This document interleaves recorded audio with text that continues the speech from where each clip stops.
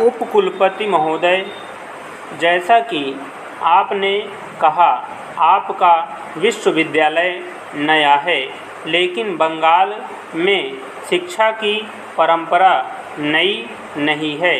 बंगाल हमारे देश के बौद्धिक पुनर्जागरण और राष्ट्रीय जागृति में सबसे आगे रहा है।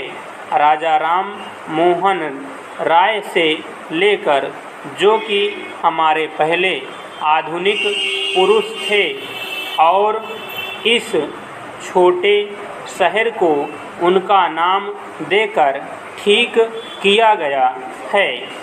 आज तक बंगाल की कोख से जन्मी उन असंख्य महान संतानों की एक लंबी कहानी है, जिन्होंने हमारे राष्ट्रीय जीवन को संपन्न और उन्नत किया है। आज का दिन केवल एक समारोह का ही नहीं है। आज इन युवा स्नातकों के जीवन ने नया मोड़ लिया है। आज से आप नई जिम्मेदारियां संभालने जा रहे हैं। अभी तक आप दूसरों से कुछ प्राप्त कर रहे थे। आज से दूसरों को आपसे अपेक्षा होगी। विद्यार्थी जीवन एक तैयारी की अवस्था है।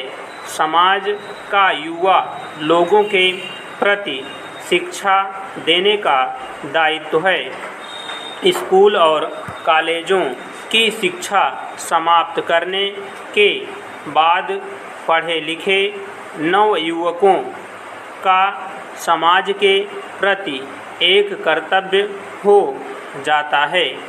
यह कर्तव्य है अपने अर्जित ज्ञान और कौशल को समाज की सेवा में लगाना।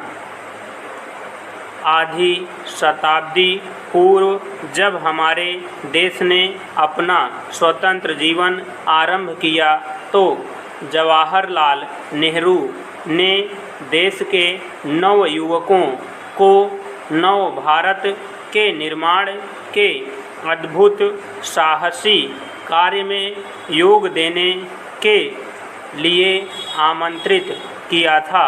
वह आह्वान आज भी उतना ही सार्थक है जितना कि 1947 में था, क्योंकि एक देश का निर्माण केवल 50-55 वर्षों में ही पूरा नहीं हो जाता। आप जो आज के नवयुवक हैं, चाहे आपको स्वतंत्रता प्राप्ति के लिए काम करने का सौभाग्य प्राप्त नहीं हुआ, लेकिन स्वतंत्रता को मजबूत बनाने के प्रयास में हाथ बंटा सकते हैं। अतः आप स्वयं को भी अग्रणी समझें। बहुत सा काम जो आप ही को करना है, पहले कभी नहीं हुआ। भारतवासियों के जीवन में सजीवता लाने से अधिक अद्भुत कार्य और क्या हो सकता है।